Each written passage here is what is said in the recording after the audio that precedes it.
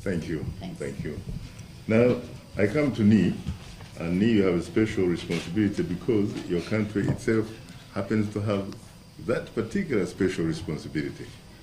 The Republic of Ghana, March 6, 1957. Yes. Founding President, then Prime Minister Kwame Nkrumah, Yes. regains political independence from the British. And he makes a very, very important speech. Instead of saying like other presidents have said that I killed my own beast, I killed my own animal, I don't see why you guys want to, take part. Yeah, right. He said, and I think I quote, that the independence of Ghana would be meaningless unless it is linked with the total liberation of the African continent. He did not merely talk the talk, he actually walked the talk by providing tools to liberate some parts of the African continent. So what happened? Where are the Kwame Nkrumahs of Africa? Where are the Nelson Mandelas, the Madibas? What happened? Now, it's not often that I say this, but that's a tough question for me to answer. Usually I feel I can answer any question, but what happened? I would like to think that, the Kwame Nkrumahs, the Nelson Mandelas, and because I'm of a certain age, I actually met Kwame Nkrumah. I went to school under him. I went to school precisely because of his policies. If it wasn't for him, I say I would be an unemployed fisherman in Accra today. Really? Yes. So he means a lot to me. Because of him, I saw Patrice Lumumba, and his murder caused a lot of problems in our country. So to me, what we are doing here is continuing what Nkrumah started, because I don't think Africa has been liberated sufficiently and united sufficiently, which is why we are doing this here. But to your question, what happened? I think we lost our way, and I think, but I will also say that if you look at any of these leaders, and not just African leaders, they are self-driven people. So each of us has to resolve that they're going to carry on the fight, or they are going to get diverted into other things. Very interesting. What about reports, for example, that Kwame Nkrumah was a dictator? I remember I was a kid, I think I was in primary actually, reading Drum magazine. This was, I think, the East Africa edition, and the Uganda Argus of the time, saying that, of course, being pro-British, it was talking about what a despot he had been. Yes. One of Africa's diabolical, Yes. they said, Yes. dictator, Yes. has been removed. This was in 1966. Yes. Removed by guys led by Major Kwasi Afrifa, Yes. Porotebu, the Ghana coup. The guy that was a graduate of the Royal Military Academy at Sandhurst, who basically sounds very infatuated by things Western, because I remember him, in fact, even saying, what was Kwame Nkrumah doing interfering in the affairs of Rhodesia? That was at the time when rebel Prime Minister Ian Smith had seized power on behalf of the commercial farm, the white commercial farmers. Yeah. Now, of course, it is called Zimbabwe, and apparently it has another dictator who just happens to be black. And he felt that Her Majesty the Queen of England would have actually solved the problem. It was a very simple problem to be solved in Rhodesia for the black folks there. So Nkrumah was interfering. And he was paid about $100,000 US. I have seen some documents saying, in fact, it was the Central Intelligence Agency. Right. Well, Shaka, I mean, I remember those days. I mean, I don't want to think too much about, my age, but I remember all that. I can tell you the day, February 24th, 1966, exactly where I was and what I was thinking when the radio came on and said Nkrumah had been overthrown. But the thing that I will link it to now is what you said about Drum and British writers calling Nkrumah a dictator. Nkrumah used to say, when they start praising me, I get worried. I must be doing something wrong. Okay? And so, and in fact, it brings us to what we are talking now, because I doubt that there is any African leader today who has better press in the West than Paul Kagame. Okay?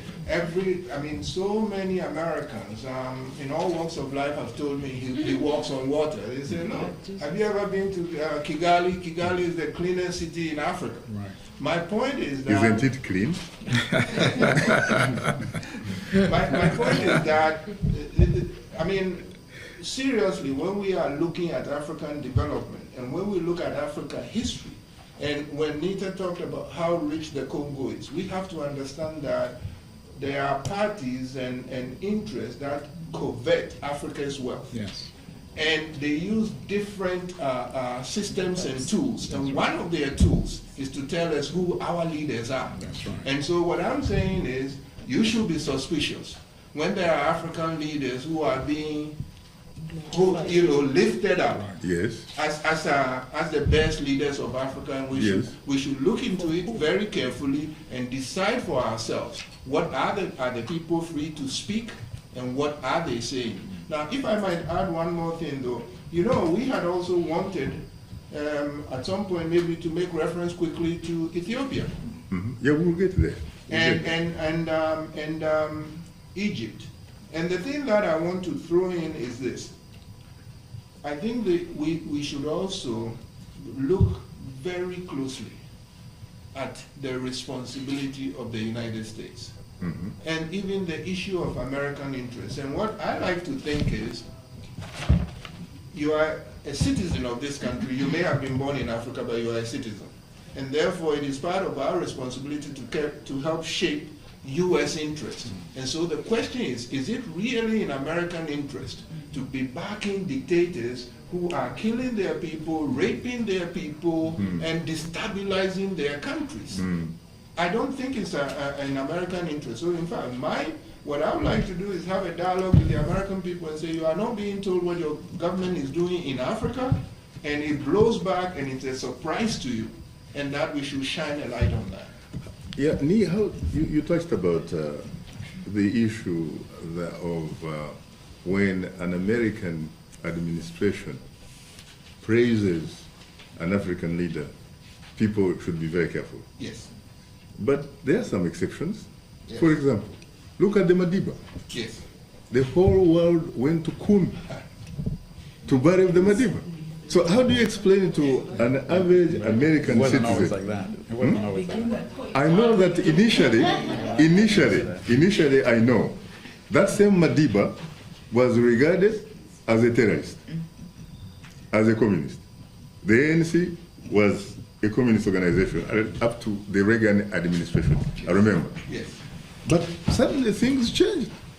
Things changed. And I think things changed largely because of the resilience of the people of South Africa. Yes. And the manner in which they were able to get alliances globally. Right. Globally. To the extent that what was a terrorist suddenly becomes like a saint. The same thing you could talk about the state of Israel, for example. Menachem Begin was regarded as a terrorist. And he was. I remember, in fact, when he was coming here for that deal with Qatar and Sadat, I remember there were problems with getting, right to fly over England or something because they still had him on the list. But this was the Prime Minister of Israel, that kind of stuff. How do you explain? Yes, I'm How do so you explain glad. these contradictions, really? I'm so glad that you started it off with the example of Madiba. Because I grew up under Nkrumah, I can tell you in the 50s, in fact, one of the first words I ever learned in school was apartheid. That's how Nkrumah pronounced it, and he was always talking about. So Ghanaian school children were always talking about the Congo, Patrice Lumumba, apartheid in South Africa, and Nelson Mandela being a hero. The reason I say that is last December when he died, and all these leaders trooped there, I wrote an essay, and here, I write a lot of essays, and I say, listen, this will get me in trouble, I'm not going to publish it. So I have a few here on Egypt and on other places. I wrote one on South Africa. And I would say I have never seen such an ocean of crocodile tears. Okay? All these Western leaders sitting there, okay? Even some in the cathedral here. You're not suggesting that human beings are not beyond, they are beyond redemption? I think if redemption is genuine, we might consider it.